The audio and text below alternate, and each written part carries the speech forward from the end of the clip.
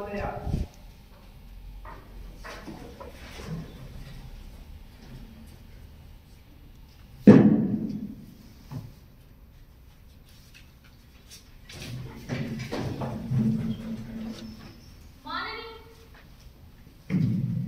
माननीय सांसदों, युवा संसद के 97वें सत्र में आप सभी का हार्दिक स्वागत है। नए सदस्य शपथ ग्रहण अथवा प्रतिज्ञान करेंगे। महासचिव महोदय। श्री विनोद यादव बिहार मधुबनी संसदीय क्षेत्र से निर्वाचित हुए हैं। शपथ ग्रहण अथवा प्रतिज्ञान करेंगे।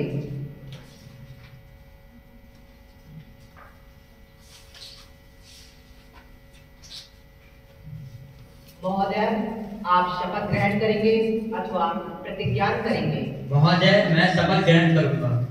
महोदय, आप किस भाषा में शपथ ग्रहण करेंगे? महोदय, मैं हिंदी भाषा में शपथ ग्रहण करूंगा।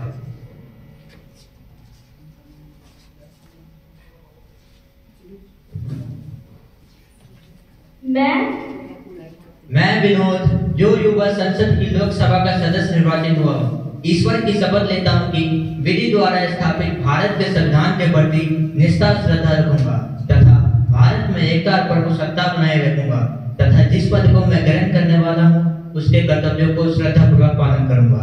धन्यवाद।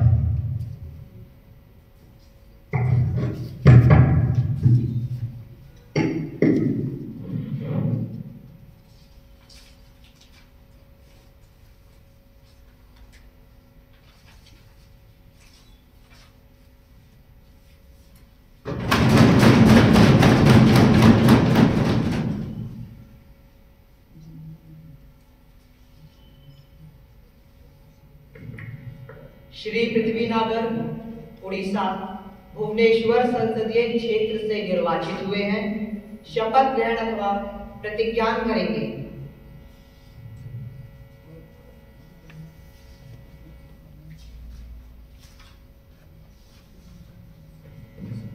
महोदय, आप शपथ ग्रहण करेंगे अथवा प्रतिज्ञान करेंगे? महोदय, मैं शपथ ग्रहण करूंगा। महोदय, आप किस भाषा में शपथ ग्रहण करेंगे? महोदय, मैं अंग्रेजी भाषा में शपथ ग्रहण करूंगा।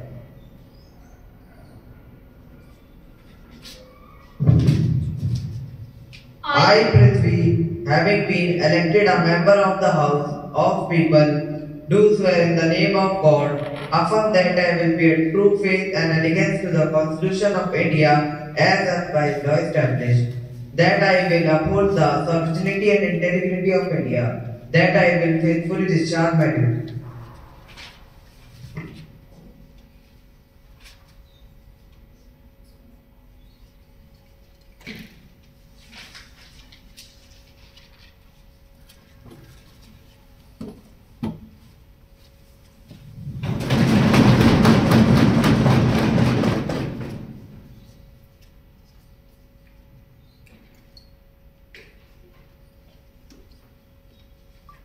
माननीय सदस्यगण, आज हम शीतकालीन सत्र के शुभारंभ पर मिल रहे हैं। मेरा यह दुखद कर्तव्य है कि मैं आपको माननीय सांसद एवं पूर्व केंद्रीय मंत्री श्रीनिवास प्रसाद जी एवं बिहार के पूर्व मुख्यमंत्री श्री सुशील कुमार मोदी जी के आकस्मिक निधन क्रमशः 29 अप्रैल 2024 तथा 13 मई 2024 की सूचना दूं।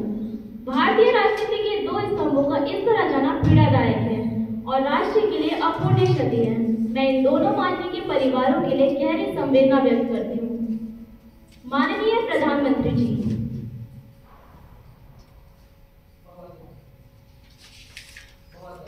मैं श्री निवास प्रसाद जी एवं श्री सुशील कुमार मोदी जी के निधन पर अपने श्रद्धांजलि अर्पित करता हूँ। दोनों ही महानुभाव भारत के लोकतांत्रिक राजनीति के पर नेता थे। दोनों ने ही अपने कर्तव्य का पालन पूरी निष्ठा एवं ईमानदारी से किया। यह हमारी राष्ट्र की धरोहर है। इनकी आकस्मिक मृत्यु अत्यंत दुखदपूर्ण है। मैं इन दोनों परिजनों के लिए गहरी संवेदनाएं प्रकट करता हूँ। माननीय नेता विपक्ष। महोदय, मैं आपके सदन के नेता द्वारा अर्पित की गई श्रद्धांजलि में अपने को शहीद करती हूँ। देश की लोकतांत्रिक राजनीति में इन दोनों का योगदान अतुलनीय है। इन दोनों ने अपनी सूझबूझ और बुद्धिमत्ता से देश की राजनीति को एक नया अंग प्रदान किया है। इन दोनों का निधन देश के लिए मानसती और दुखदायक। मैं शोक सदन परिवार को संवेदना भेजने में स्वयं अपने दलों को संयुक्त करती हूँ। माननीय सदस्यगण अपना गहरा शोक प्रकट करने के लिए कुछ क्षणों के लिए मौन खड़े होंगे।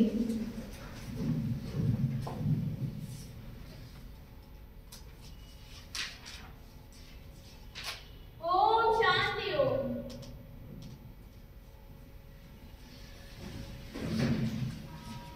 महासचिव शोक संतप्त परिवारों को संवेदना संदेश भेजेंगे। जी महोदया।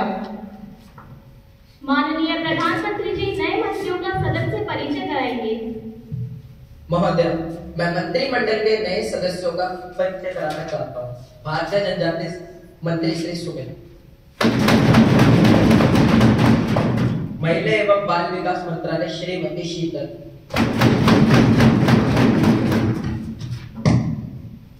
अब प्रश्नकाल प्रारंभ होता है। प्रश्न संख्या 101 सुश्री त्रिशा। माननीय अध्यक्ष महोदय, मैं माननीय कृषि मंत्री जी से ये पूछना चाहती हूँ कि देश में दलहनों की कीमत दिन प्रतिदिन बढ़ती जा रही है। क्या सरकार इसके बारे में सतर्क है? यदि है तो इसके क्या कारण है? माननीय कृषि मंत्री जी। माननीय अध्यक्ष जी, सरकार दलहनों की बढ़ती कीमतों के बारे में भली भांति जानती है, लेकिन इसमें सरकार का कोई दोष नहीं है, क्योंकि सरकार तो पूरी तरह सतर्क है। सूखा पड़ने के कारण फसल वर्ष 2022-2023 में दलहन उत्पादन घटकर 26.8 मिलियन टन रह गया, जबकि उसके पिछले वर्ष 2021-2022 में 26.96 मिलियन टन हुआ था। खराब मानसून होने के कारण दलहन उत्पादन 2022-2023 में 26.8 मिलियन टन रह गया, जबकि दलहन की वार्षिक घरेलू मांग तो 27.5 मिलियन टन की है। जब कभी भी आपूर्ति और मांग में अंतर पड़ता है तो दलहन की कीमतों में तेजी आती है। यह अंतर कई कारणों से हो सकता है, जैसे उत्पादन में कमी आना अथवा जमाखोरी करना।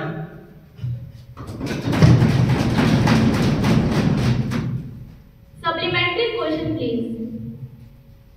मैं सरकार से पूछना चाहती हूँ कि दलहनों की बेकाबू होती कीमतों को नियंत्रित करने के लिए सरकार क्या प्रयास कर रही है? कृषि मंत्री जी। केंद्र सरकार दलहन की खुदरा कीमतों को नियंत्रित करने के लिए प्रतिबद्ध है। हम बाजार में आपूर्ति को बढ़ाने तथा कीमतों को नियंत्रित करने के लिए हर संभव प्रयास कर रहे हैं। कीमत बढ़ने की स्थिति में बाजार के हस्तक्षेप को कम करने के लिए सरकार बफर स्टॉक को बढ़ाने तथा सस्ती दरों पर बिक्री करने के लिए व्यवस्था कर चुकी है। इसके अतिरिक्त अफ्रीकी देश मोजाम्बिक से दीर्घावधि आधार पर 1,90,000 टन हरड़ दाल का आयात किया जाएगा तथा चालू फसल वर्ष में बेहतर मानसून होने के कारण दलहन उत्पादन 18% बढ़कर 2 लाख टन हो सकता है, जिसकी वजह से खुदरा कीमतों को कम करने में मदद मिलेगी।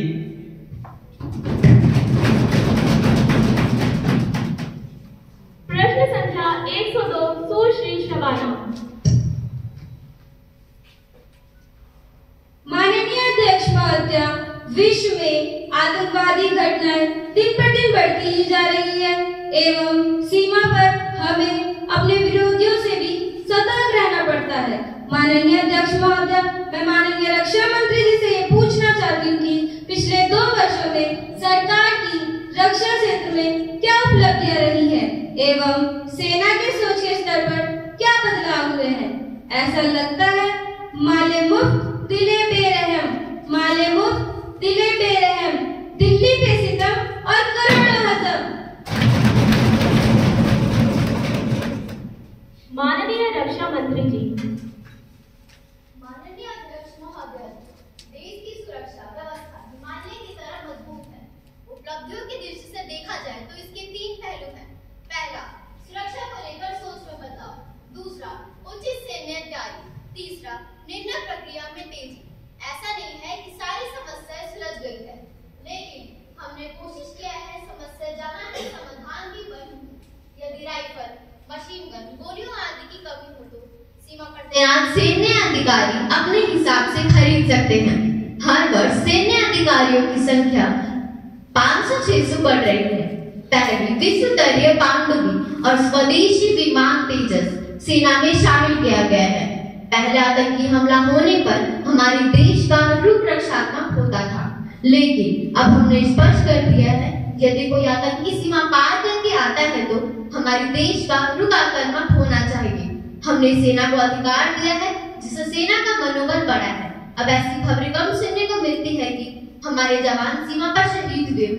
सीमा पर घुसपैठ लगभग बंद है।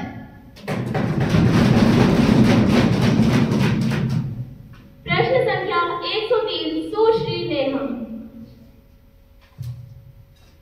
अध्यक्ष महोदय, क्या शिक्षा मंत्री नई शिक्षा नीति के बारे में संसद को अवगत करवाएंगे कि नई शिक्षा नीति का क्या उद्देश्य है? नई शिक्षा नीति वर्तमान समय के आधार पर विश्व के परिदृश्य पर किस प्रकार प्रभावित होगी? माननीय शिक्षा मंत्री जी। महोदया, नई शिक्षा नीति एनईपी 2020 का मुख्य उद्देश्य भारतीय शिक्षा प्रणाली में व्यापक सुधार करना है। इसके प्रमुख उद्देश्य कुछ इस प्रकार हैं: सर्वांगीण विकास, छात्रों के समग्र विकास पर ध्यान देना, इसमें ज्ञान, कौशल, नैतिकता और व्यक्तित्व का विकास शामिल है, समानता और समावेश, सभी के लिए समान शैक्षिक अवसर सुनिश्चित कराना, विशेष रूप से समाज के वंचित लोगों के लिए, प्रारंभिक बचपन देखभाल और शिक्षा, ECCE को मजबूत करना ताकि बच्चों की प्रारंभिक शिक्षा ठोस हो सके, तकनीकी और डिजिटल शिक्षा, शिक्षा के डिजिटलीकरण को बढ़ावा देना और तकनीकी साधनों का व्यापक उपयोग करना, बहुभाषिकता, छात्रों में बहुभाषिकता को बढ़ावा देना और मातृभाषा में शिक्षा प्रदान करना।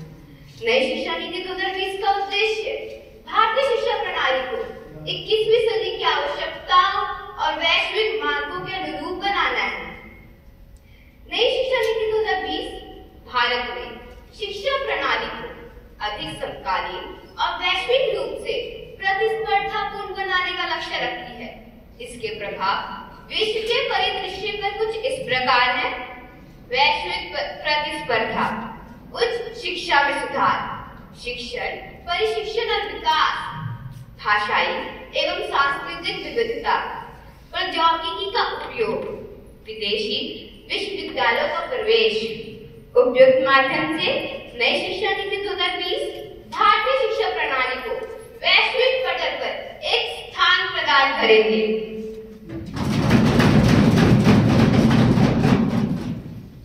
Supplementary question please. अध्यक्ष महोदय जी, मैं मंत्री जी से पूछना चाहती हूँ कि शिक्षा जैसी अति महत्वपूर्ण कार्य क्या कुशल शिक्षकों के बिना संभव है? अगर कुशल शिक्षक ही हमें देश का बेहतरीन नागरिक दे सकते हैं, फिर भी हमारे देश में कुशल शिक्षकों के लाखों पद रिक्त हैं। क्या शिक्षकों के बिना शिक्षण कार्य संभव है? यदि नहीं तो शिक्षक भर्ती के लिए क्या कदम उठाए जा रहे हैं?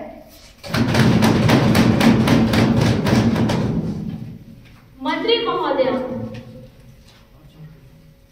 ऐसी कोई करे पढ़ाई जिससे कोई ना जी चुराए, नई नई हो बातें उसमें, सारी बातें मन को भाए। महोदया, यह सत्य है कि शिक्षक के बिना शिक्षण संभव नहीं है, परंतु हमारी सरकार हर एक राज्य में नहीं है, लेकिन हर एक राज्य में पढ़ने वाला हर एक बच्चा देश के लिए अति महत्वपूर्ण है। हम शिक्षकों के साथ अवगत हैं तथा इसीलिए हमने 15 फरवरी को प्रधानमंत्री जी के साथ एक मीटिंग बुलाई है, जिसमें हर एक राज्य के मुख्यमंत्री आएंगे और उनको निर्देश दिए जाएंगे कि आगामी सत्र 2025-26 में देश में विद्यालय स्तर पर शिक्षक का कोई भी पद रिक्त ना रहे। धन्यवाद। प्रश्न संख्या 104 सुश्री जिया। श्रीमती अध्यक्ष महोदया,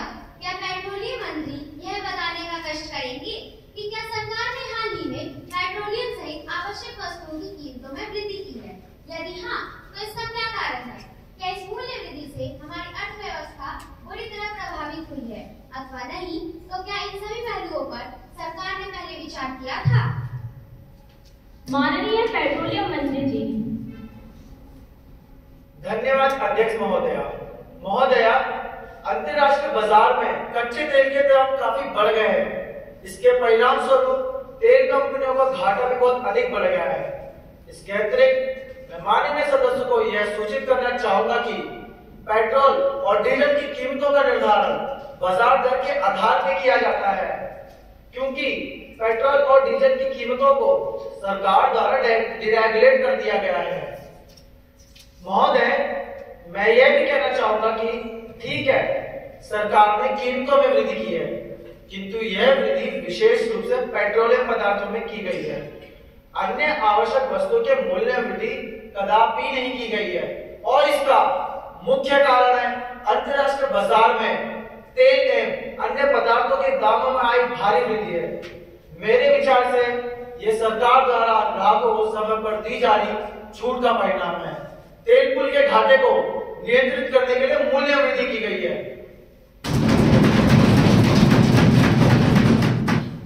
सप्लीमेंट्री क्वेश्चन प्लीज। अध्यक्ष महोदय, क्या देश में बढ़ रहे इस भयंकर सूखे की स्थिति में इस मूल्य वृद्धि का समाज के माध्यम तथा निम्नवर्ती लोगों पर क्या प्रभाव पड़ेगा, यह सरकार ने विचार किया था?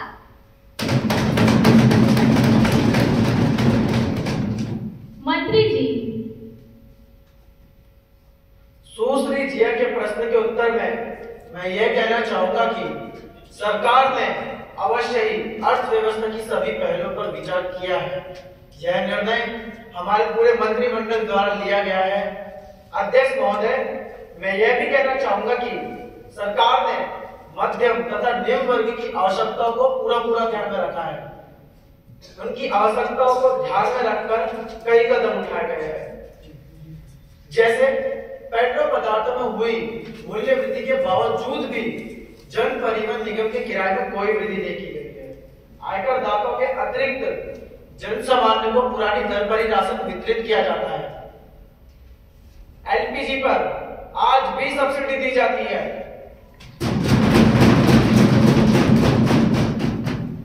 अब शून्यकाल प्रारंभ होता है। अध्यक्ष महोदय, आप सभी को मालूम है कि इस वर्ष मानसून 50% होने की संभावना है।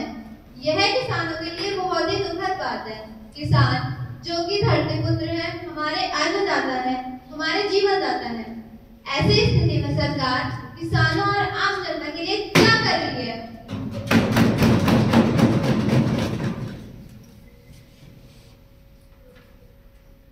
माननीय अध्यक्ष महोदय, पिछले कुछ सालों में देश की राजधानी दिल्ली में प्रदूषण का स्तर बढ़ता ही जा रहा है। प्रदूषण के कारण बीमारी एवं वृद्ध लोग आग्रही मृत्यु को प्राप्त हो रहे हैं। स्वस्थ व्यक्ति भी प्रदूषण के कारण बीमार हो रहे हैं। क्या प्रदूषण से मुक्ति मिलना संभव नहीं है? सरकार प्रदूषण नियंत्रण पर क्या उपाय कर रही है? कृपया सदन में यह बताएं। माननीय अध्यक्ष महोदय, भारतीय महानगरों में ग्रामीण क्षेत्र से भारी मात्रा में पलायन हो रहा है। महानगरों में झुग्गी बस्ती की संख्या बढ़ती जा रही है। दैनिक मजदूरों की संख्या में दिन प्रतिदिन इजाफा होता जा रहा है। रात को सड़क किनारे मजदूर व बेघर लोग खुले में सोने के लिए विवश है। मैं सरकार से यह जानना चाहती हूँ कि इस पलायन को रोकने के लिए सरकार ने क्या प्रबंध किए हैं। यदि सरकार इस पलायन को रोकने में असमर्थ है तो महानगरों के उन प्रवासियों के लिए क्या प्रबंध है? आखिर वो भी भारत के नागरिक हैं और उन्हें भी मान सम्मान के साथ जीने का अधिकार है।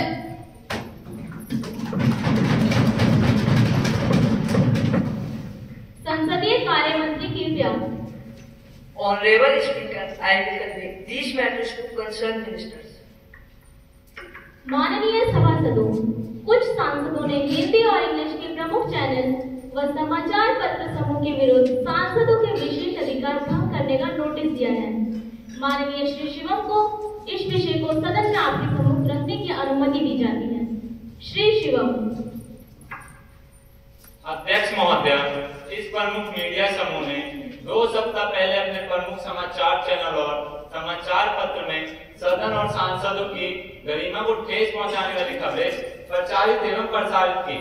मीडिया समूह के अनुसार कुछ खास क्षेत्रों से आने वाले सांसद सदन में प्रश्न पूछने के लिए मीडिया समूह अथवा व्यापारी घरानों से पैसे लेते हैं। अध्यक्ष महोदय, ये आक्षेप पूरी तरह से गलत है और सदन व सांसदों को बदनाम करने की गहरी साजिश है।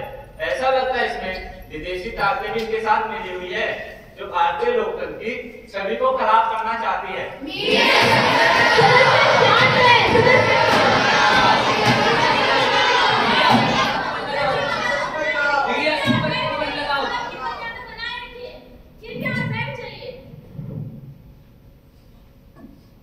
माननीय सभासदों, मीडिया समूह के संपादक सांसदों के विशेष अधिकार भंग कर रहे हैं, किंतु हमें यह भी जानना चाहिए वह सब सस्ती लोकप्रियता पाने के लिए कर रहे हैं। आप सभी जानते हैं सदन की अपनी मर्यादा है, इसलिए सदन इस सस्ती व अनुशासनहीन घटना पर कोई भी चर्चा नहीं करेगा, जिससे इस मुद्दे को बिल्कुल भी प्रचार मिले।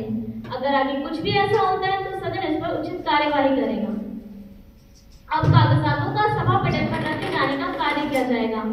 माननीय परिवार कल्याण राज्य मंत्री जी। माननीय अध्यक्ष महोदय, मैं आपकी अनुमति से ये कहना चाहूंगा कि अखिल भारतीय आयुर्विज्ञान संस्थान की वार्षिक औसत रिपोर्ट 23-24 की हिंदी और इंग्लिश की एक प्रति सभा पटल पर रखता हूँ। इसके साथ ही उपरोक्त रिपोर्ट को देरी से रखने के कारण हिंदी और इंग्लिश की एक प्रति सभा पटल पर रखता हूँ।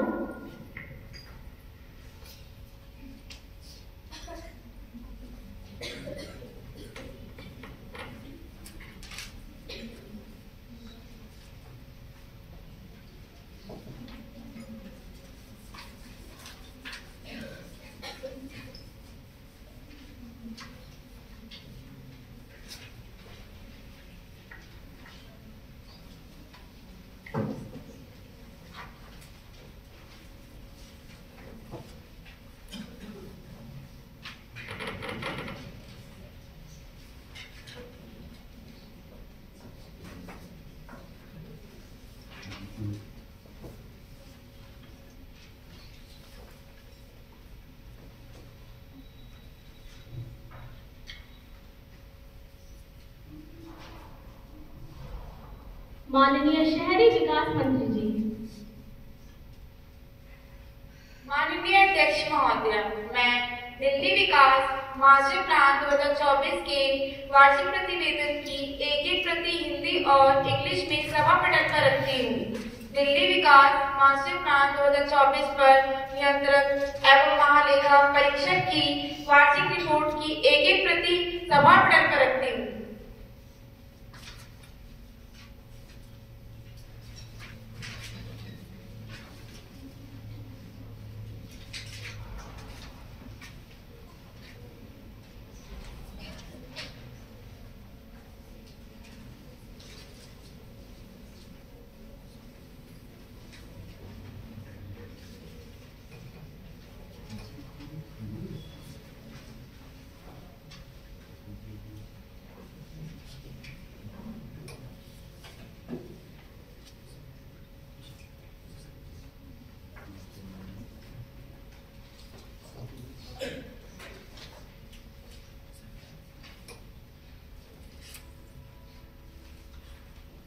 महासचिव युवा संसद की राज्यसभा से प्राप्त संदेश को पढ़ेंगे।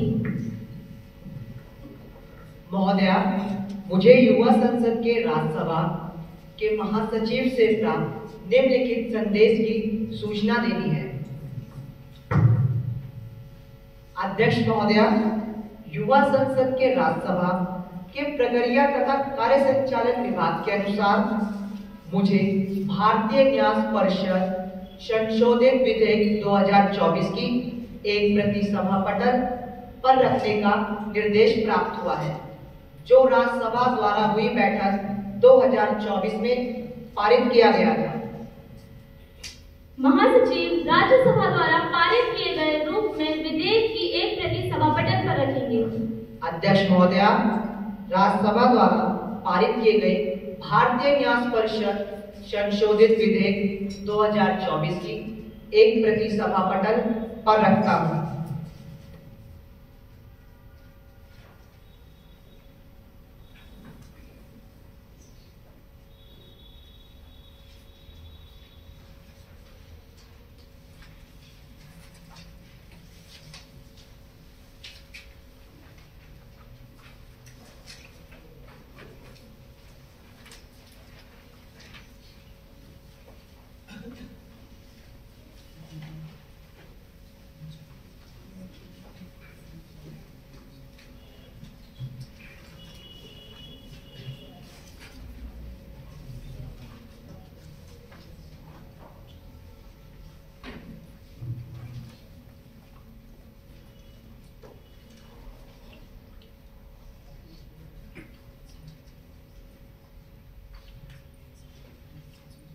Honorable members, I have an announcement. Honorable members, I am happy to inform you that the Nepal parliamentary delegation led by their president, Honorable Ms. Shivani, is with us. I am privileged to extend a warm welcome to the delegation. The dignitaries of the delegation include Mr. Sajid, General Secretary,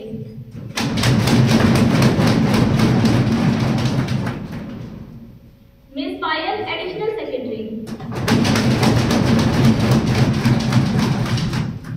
Ms. Samita as the Executive of Nepal.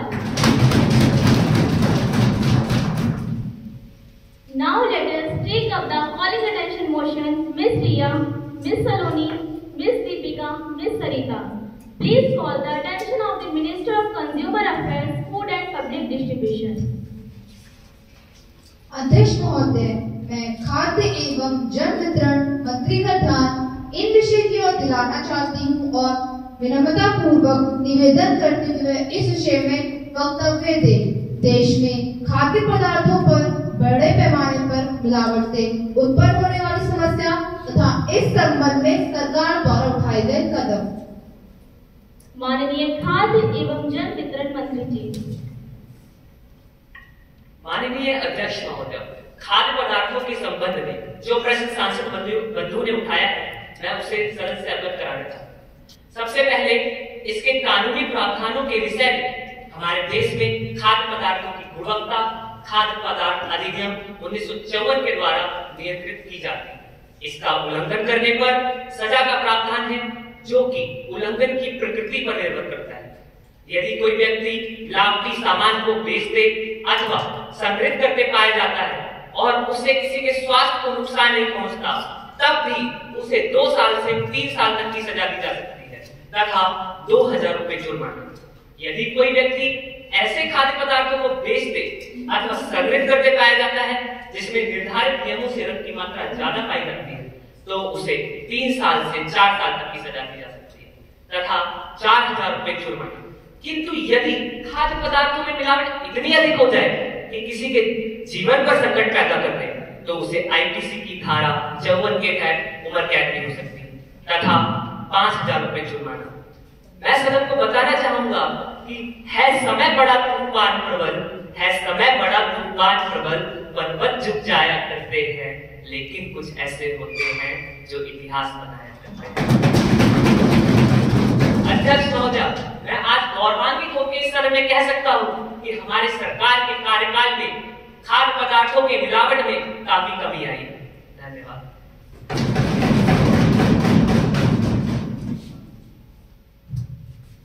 माननीय मंत्री जी के कथनानुसार मिलावट में कमी आ रही है, किंतु पूरा देश जानता है कि आज भी घी, मसाले, दाल, तेल तथा सब्जियों तक में मिलावट है। लगातार अधिक लाभ कमाने के लिए और अधिक उत्पादन के लिए जिस तरह से देश के बड़े शहरों में मिलावट हो रही थी, अभी वह मिलावट गांव तक पहुंच रही है। आज चाहे शहर हो या गांव, मिलावट दिन प्रतिदिन बढ़ती ही जा रही है। आप लोगों में किस प्रकार जागरूकता पैदा करेंगे? वो कहते हैं ना, हकीकत मिट नहीं सकती बनावट के उसूलों से, कि हकीकत मिट नहीं सकती बनावट के उसूलों से, खुशबू आ नहीं सकती कागज के फूलों से। सुश्री सलोनी। अध्यक्ष महोदय, आज मिलावट लगभग सभी चीजों में हो रही है। सब्जियों एवं फलों का साइज बढ़ाने के लिए इंजेक्शन का प्रयोग हो रहा है। गाय भैंस अधिक दूध दे सके इसलिए ऑक्सीटॉक्सिन के इंजेक्शन दिए जा रहे हैं। यह एक धीमा जहर है जिसका असर हमारे लीवर, किडनी एवं हमारे नर्वस सिस्टम पर होता है। सरसों के तेल में मिलावट राक्सीन नामक बीमारी का कारण है। फलों को जल्दी पकाने के लिए कैल्शियम कार्बाइड का प्रयोग होता है जिसमें आर्सेनिक तथा फास्फोरस है। सरकार कहती है ऑक्सीटॉक्सिन इंजेक्शन बिना प्रिस्क्रिप्शन के नहीं मिलता, लेकिन वह खुले बाजार में ऐसे ही मिल जाता है। क्या सरकार उस पर बैन लगाएगी तथा संबंधित विभाग में जो पद खाली है उस पर तुरंत नियुक्ति करेगी? सुश्री दीपिका। मंत्री महोदय, आज आप कहते हैं कि किसी डॉक्टर अथवा जानवरों के डॉक्टर के बिना ऑक्सीटॉक्सिन का इंजेक्शन नहीं मिलेगा, किंतु आज आप किसी डेयरी में जाइए जहां दूध का उत्पादन होता है, वहां आपको खुले आम नियमों का उल्लंघन दिख जाएगा। पहले दूध में पानी की मिलावट और सिंथेटिक दूध आने लगा और अब इंजेक्शन वाला दूध जो कि इंसान के लिए जहर है। सरकार ऐसे लोगों पर भारी वित्तीय जुर्माना क्यों नहीं लगाती? सुश्री सरिता। अध्यक्ष महोदया, पहले नॉन ब्रांडेड चीजों में मिलावट होती थी, अब ब्रांडेड चीजों में भी मिलावट। आज ब्रांड के नाम पर तमाम नकली उत्पादन हो रहा है। सबसे पीड़ाजनक बात यह है कि लोग जहर पीने से कम मरते हैं, टॉनिक पीने से ज्यादा। सदस्यगण, सदन की मर्यादा का ध्यान रखें। ये भारत कोई भूमि का टुकड़ा नहीं, एक जीता जागता राष्ट्र पुरुष है। ये वंदन की धरती है, अभिनंदन की धरती।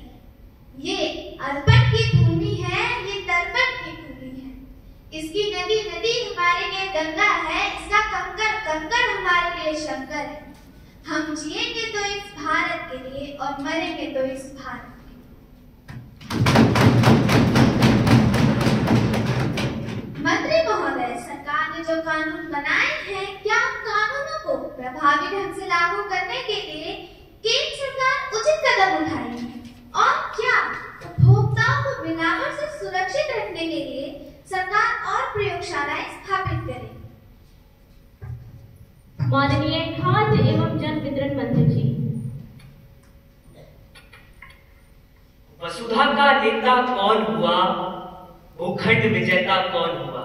वसुधा का नेता कौन हुआ, भूखंड विजेता कौन हुआ? जिसने न कभी आराम किया, विघ्नों में रहकर काम किया, विघ्नों में रहकर काम किया। अध्यक्ष महोदय, ये वो भारत माता है जिसके ग्वाले गीता रचते हैं। ये वो भारत माता है जिसके ग्वाले गीता रचते हैं। पत्थर तैराने वाले अद्भुत राम जहां पर बसते हैं, जहां के सन्यासी भी बनते विश्व विजेता हैं, ये भारत प्राण। अध्यक्ष महोदय, मिलावट के संदर्भ में जो प्रश्न सांसद बंधु ने उठाए हैं उसके बारे में बताना चाहूंगा। मिलावट के संदर्भ में केंद्र सरकार की भूमिका एकदम स्पष्ट है। समय समय पर नियमों की पुनर्व्याख्या, नए नियम बनाना तथा राज्य सरकारों को निर्देश जारी करना। मिलावट के संदर्भ में राज्य सरकारों की भूमिका एक अति महत्वपूर्ण है।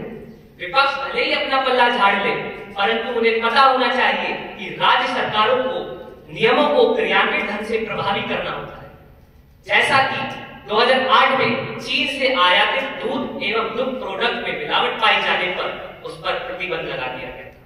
मैं यही बताना चाहूंगा कि उत्तरम यत् हिमालयस्य दक्षिणम यत् सागरम तत् भारत नामक देशम यत्र सत्ति, अर्थात हमारा भारत देश और हम भारतीय, हमारा कर्तव्य है कि हमें इस महान देश का पालन करना। मैं यही बताना चाहूंगा कि कैल्शियम कार्बाइड जिसे फलों को पकाने के लिए उपयोग किया जाता है, हमारी सरकार ने 2010 में ये निर्देश दिए हैं कि वह उसका उपयोग कम करें। साथ ही साथ FSSAI रूल 2006 के प्रावधानों को मजबूती से लागू कराने के कदम उठाए गए। FSSAI रूल 2000 के प्रावधानों की एक प्रति सभा पटल पर रखता हूं। मैं यही बताना चाहूंगा कि इस महान देश को हमें एक आयाम देना है और एक ऐसा राष्ट्र बनाना है जिसके अंदर गरीबी न हो, एक ऐसा राष्ट्र जिसके अंदर आतंकवाद और भ्रष्टाचार का सफाया, एक ऐसा राष्ट्र जो गर्व से कह सके एको हम द्वितो न नास्ति न भूतो न भविष्यति, अर्थात भारत जैसा देश न भूतकाल में कभी था न भविष्य में कभी होगा। धन्यवाद।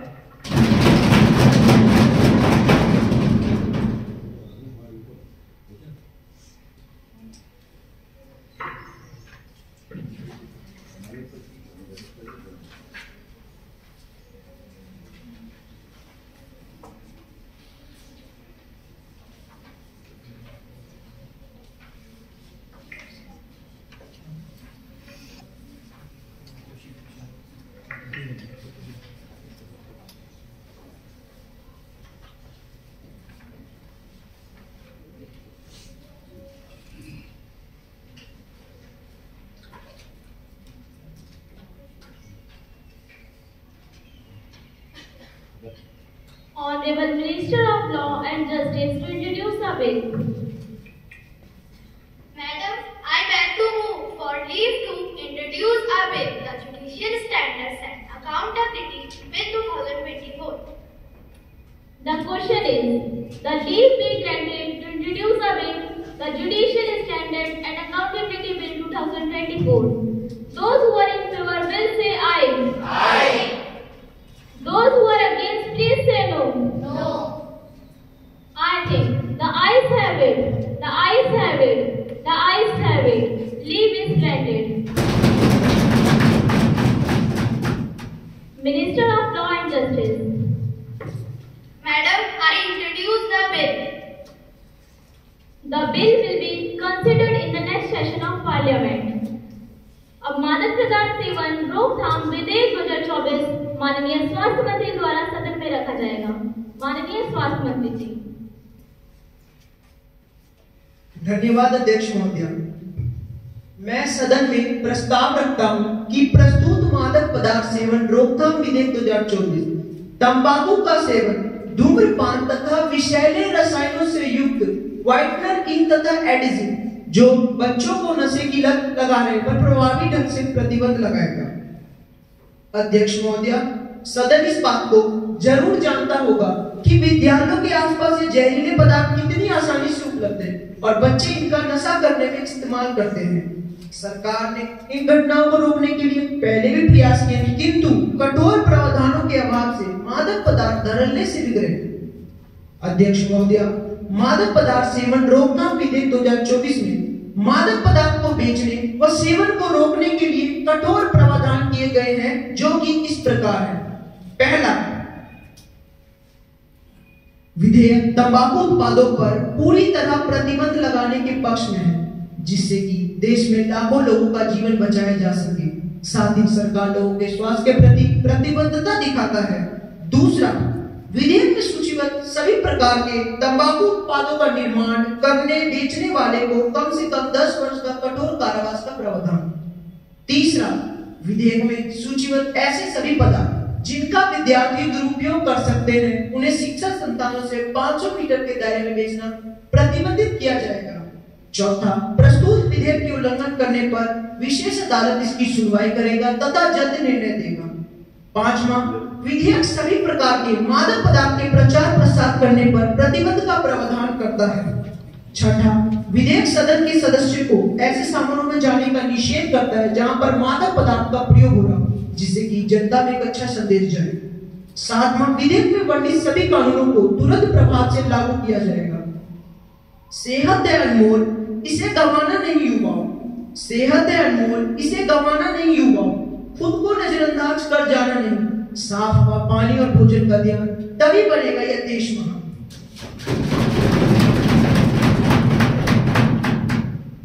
अध्यक्ष महोदय, मुझे पूरा विश्वास है कि सदन के सभी सदस्य दिल से इस विधेयक का स्वागत करेंगे और इसे पारित कराने में मेरा सहयोग देंगे। इन्हीं शब्दों के साथ मैं अब मादक पदार्थ सेवन रोकथाम विधेयक 2024 सदन में चर्चा के लिए प्रस्तुत करता हूँ।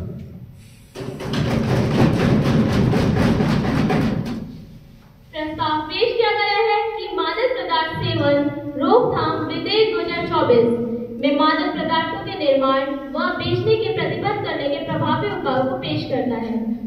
सुश्री खुशी। गुटखा खैनी पान का ऐसा चला रिवाज, सब खाते अंधाधुंध, दुष्ट हुआ समाज। माननीय अध्यक्ष महोदय जी, मैं इस विधेयक का समर्थन करती हूँ क्योंकि आजकल स्कूल कॉलेज जाने वाले विद्यार्थियों में जिस प्रकार मादक पदार्थों का सेवन बढ़ रहा है, ये सोचनीय है। पूरे देश में इसका चलन बढ़ रहा है। समाचार पर, मीडिया हमें बार बार इस बारे में आगाह कर रहे हैं। पूरे देश में इसका चलन बढ़ रहा है, साथ ही बढ़ रहे हैं मुंह के कैंसर। तंबाकू का सेवन इंसानियत पर ग्रहण लगा रहा है। गुटखा एवं पान मसाला तंबाकू के दो जानलेवा भाई हैं। सभी जगह लाल होते जा रहे हैं, दीवारें, सड़कें, पार्क। कारण क्या है? गुटखा एवं पान मसाला। अगर इसमें पूर्णतः प्रतिबंध ना लगाया जाए तो वे दिन दूर नहीं जब लाल हमारा राष्ट्रीय रंग होगा और कैंसर एक प्रमुख बीमारी। इन्हीं शब्दों के साथ मैं इस विधेयक का पूरे हृदय से समर्थन करती हूँ।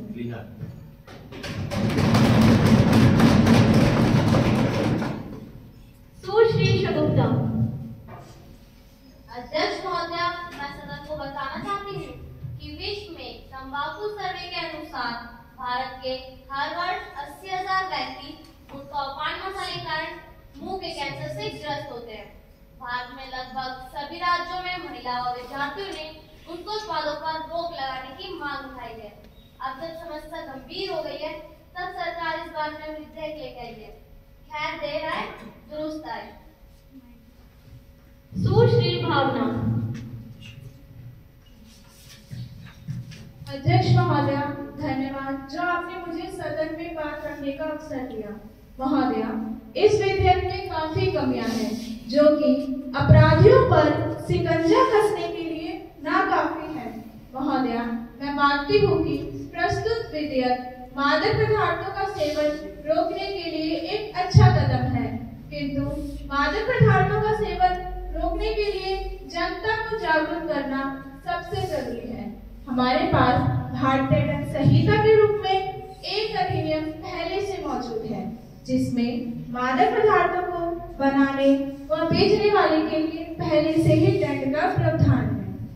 महोदया, हमें लोगों को जागरूक करना चाहिए, विशेषकर युवाओं को, तथा तंबाकू के दुष्प्रभाव को हमें स्कूली पाठ्यक्रम में भी शामिल करना चाहिए। बच्चों व युवाओं का पालन पोषण इस प्रकार हो कि वह इस तरह की सामाजिक बुराइयों से दूर रह सके। जब तक हम सामाजिक दृष्टिकोण से इस समस्या का समाधान करने में असमर्थ हैं, कोई भी विधेयक इस समस्या से निजात नहीं दिला सकता। इसीलिए मैं इस विधेयक को अपना समर्थन देने में असमर्थ हूँ। धन्यवाद। सुश्री आशु। धन्यवाद महोदय, मैं सरकार को इस विधेयक को लाने के लिए प्रशंसा करती हूँ। यह एक ऐतिहासिक विधेयक होगा। महोदय, सिर्फ गुटखा, पान मसाला पर प्रतिबंध सभी तंबाकू उत्पादकों जैसे जर्दा, खैनी, माशर तथा खुशबूदार सुपारी का निषेध नहीं करता, किंतु यह विधेयक तंबाकू और इससे निर्मित सभी प्रकार के उत्पादों का निषेध करता है। WHO ने इस बात की पुष्टि कर दी है कि तंबाकू में कैंसर पैदा करने वाले तत्व हैं। सत्य यही है कि 21वीं सदी का सबसे खतरनाक उत्पाद है। अकेले भारत में कैंसर से होने वाली मौतों में 45% मौतें तंबाकू के कारण होने वाले कैंसर से होती है। महोदय, ये हमारा राष्ट्रीय कर्तव्य है कि हम तंबाकू पर ताकत से होने वाली हानि को रोकें। इसलिए मैं इस विधेयक का समर्थन करती हूँ। धन्यवाद। सुश्री हीना। अध्यक्ष महोदय, मैं सरकार को मुबारकबाद देना चाहती हूँ कि ऐसा विधेयक सदन में लेकर आई है जो सही दिशा की ओर बढ़ रहा है। महोदय, मैं सदन को अवगत कराना चाहती हूँ कि जब दिल्ली में गुटखा व पान मसाला बेचने व बनाने पर प्रतिबंध लगा तो इसका कोई प्रभाव नहीं पड़ा, क्योंकि दिल्ली के पड़ोसी राज्यों में इस पर प्रतिबंध नहीं था। इसके अतिरिक्त तंबाकू अन्य रूप में दिल्ली में उपलब्ध थे। महोदय, प्रस्तुत विधेयक संपूर्ण भारत में तंबाकू तथा तंबाकू उत्पादों का निषेध करने की बात करता है तथा इसके विक्रेता एवं निर्माताओं को 10 साल की कठोर कारावास का प्रावधान करता है, जो कि एक उचित कदम है। मैं विधेयक का समर्थन करती हूँ।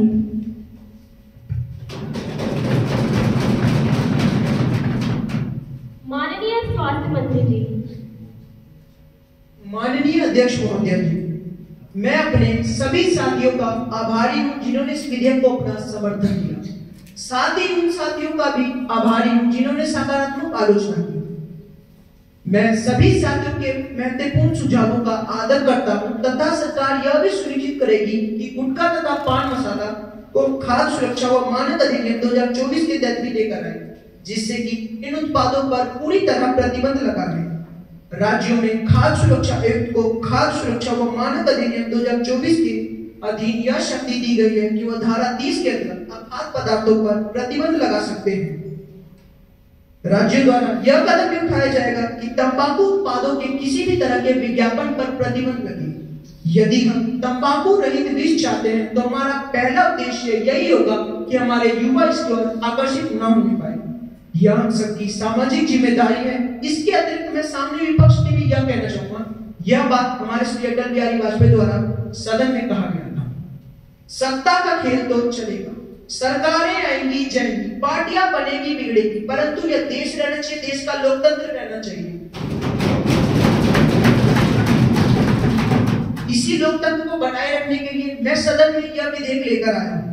और जैसा मेरे सम्मानित साथियों का सुझाव है कि गांव एवं विद्यालयों में सतर्कता समिति का गठन हो, वह प्रस्ताव हम स्वीकार करते हैं। शिक्षा मंत्रालय द्वारा हम विद्यालयों में इसके लिए आदेश जारी करेंगे। छोड़ दो इस दुश्मन को, वक्त है बदलने का, नई शुरुआत करो, ये मौका है संभलने का। तंबाकू से दूर रहो, सेहत को बचाओ, जिंदगी को खुशियों से फिर से महकाओ। मुझे आशा है कि जिन साथियों ने विधेयक संबंधी जो भी प्रश्न किया था उनका उचित समाधान हो गया होगा। इसी शब्दों के साथ मैं मादक पदार्थ सेवन रोकथाम अधिनियम 2024 को सदन द्वारा पारित करने का आग्रह करता हूं।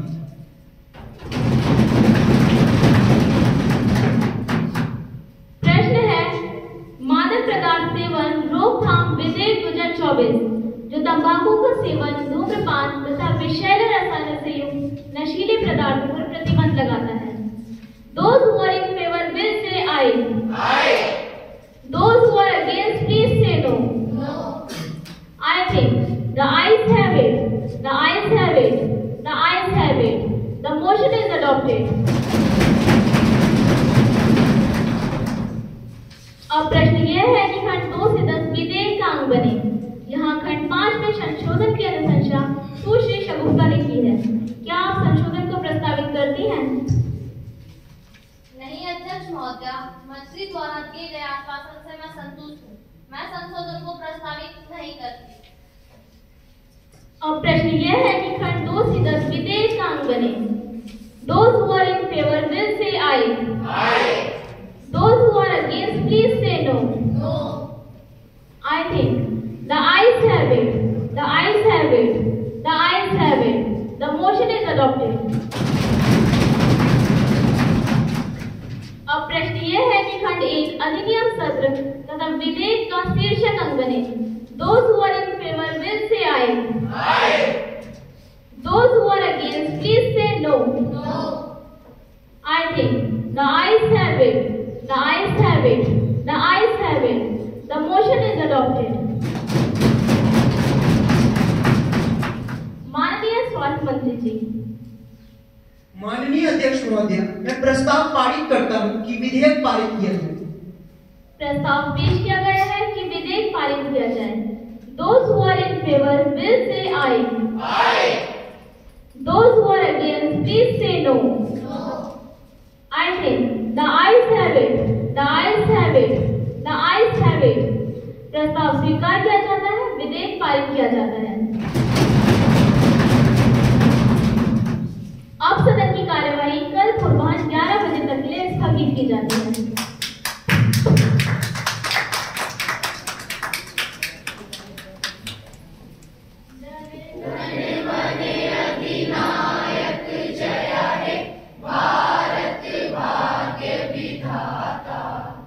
पंजाब सिंध गुजरात मराठा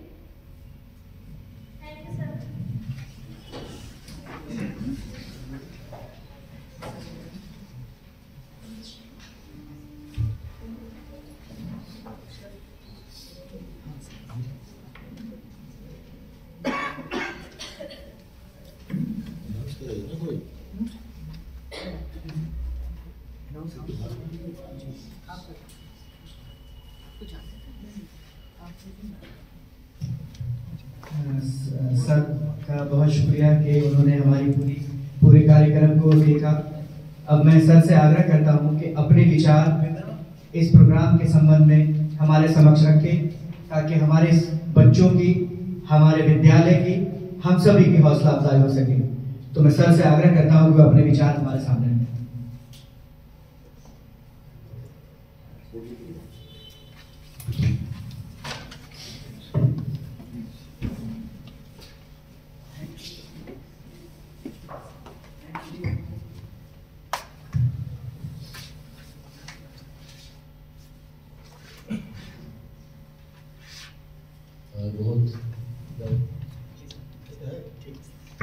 बस ऐसे 50 मिनट के अंदर अटल आदर्श विद्यालय की नगर की तरफ से इतना बढ़िया और शानदार कार्यक्रम उपस्थापन करने के लिए जो हमारा गर्व हो रहा है, इसको देख के 50 मिनट को मैं आपको बहुत बहुत बधाई देता हूँ। I want you to give your for yourself a big round of applause, a big hand and claps for this.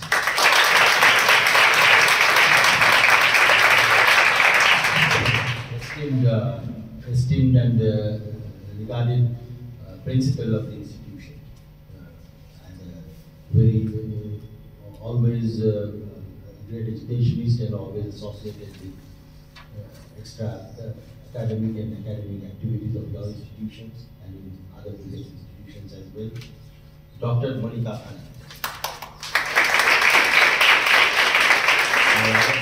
Our co-juries in this function, Manavendra Singh Rawat ji, from Ministry of Parliamentary Affairs Section Officer, Dr. Asadullah, another co-jury of mine. Coordinator of this function, Madam Rupinder Kaur. To assist Madam Rupinder Kaur, Sarfaraj Ahmad.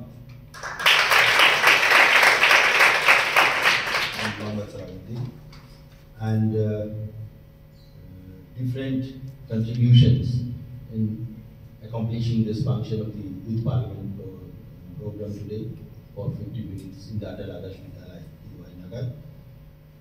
Other contributors from the faculty side, like Pranjali, Muhammad Adil Ansari, Jashwant Kumar, Shefali Masuja, Parash Chatri, Rita, Anuradha Sharma, Rajni Bhartawaj, and Tila Raj. Now in 50 minutes, बहुत बढ़िया योगदान जिसका रहा, इतना अच्छा कार्यक्रम के लिए, क्योंकि 13 आइटम अपने लिया, 13 से ज़्यादा 13 आइटम आपने लिया था, क्योंकि डॉक्टर आनंद इसमें नेशनल एंथम का मेंशन नहीं है, ये भी एक आइटम ट्रांजैक्शन ऑफ बिजनेस से भी हुआ है। तो the item that you have transacted only 50 minutes in Atal Adarsh Vidyalaya की वाइनगर in the history of the Indian parliament, both in the real Lok Sabha and the real Rajya Sabha, incidentally conducted the same Ministry of Parliamentary Affairs Service, Asadullah ji, has never been able to accomplish in less than 8 working days. 8 working days essentially means, including the lunch hours, 56 working hours. This was an amount of compaction and squeezing and compression of items, transaction of business, which real parliament, जो असली लोकसभा राज्यसभा है, tax base money से जो आज भी चल रहा है, उसने 56 घंटा के अंदर जो खत्म नहीं कर पा रहा है, कभी नहीं देखा। 50 मिनट के अंदर अटल आदर्श विद्यालय का विद्यार्थी और नगर का विद्यार्थी इसको किया। इसके लिए मैं संपूर्णतः क्रेडिट पहले तो देना चाहता हूँ इसको, इसका full credit for this I first want to offer to Payal, who is the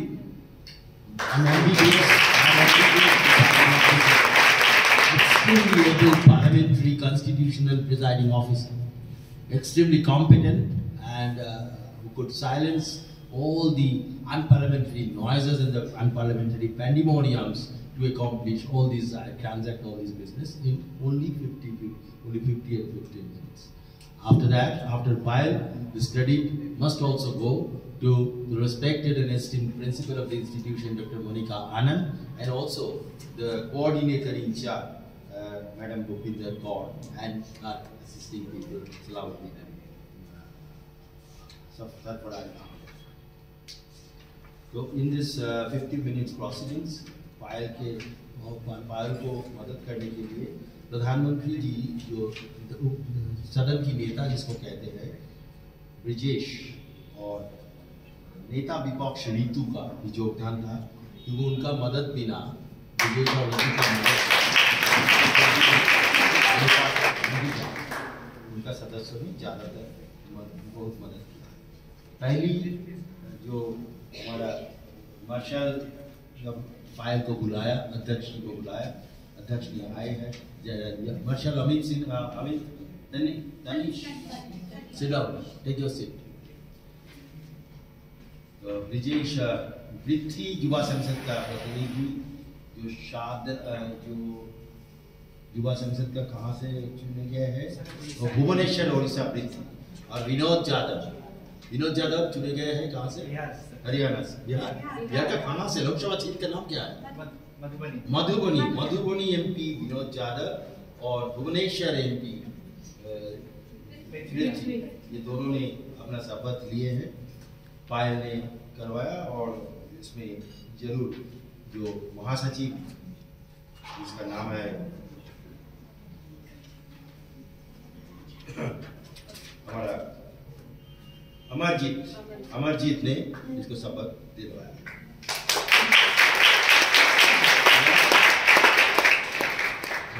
दो सुशील मोदी जी और एक पूर्व सांसद केंद्रीय मंत्री श्रीनिवासन प्रसाद की निधन के लिए जो अपूरणीय क्षति हुई है, उसमें प्रधानमंत्री ब्रिजेश और नेता विपक्ष रीतू ने अपना चर्चा में भागीदारी लिए है। पायल ने प्रस्ताव और अमरजीत ने इसका शोक संदेश पहुंचा दिया श्रीनिवास जी का और सुशील मोदी का परिवार के। ब्रिजेश ने नया मंत्रियों के अंदर जनजातीय कार्य मंत्रालय का सुमित और महिला और बाल विकास मंत्रालय की सुश्री शीतल इन दिनों को शपथ दिलवाया। प्रश्नोत्तर काल के दौरान पायल ने त्रिशा को बुलाया जो दिन प्रतिदिन दलहनों का कीमत वृद्धि के बारे में, उसमें विस्तार से कृषि मंत्री अभिषेक दलहन उत्पादन घटकर कैसे इसका जिक्र किया है, और फिर जो सृष्टि का बेकाबू होती दलहन कीमत के बारे में नियंत्रित करने के बारे में अनुकूल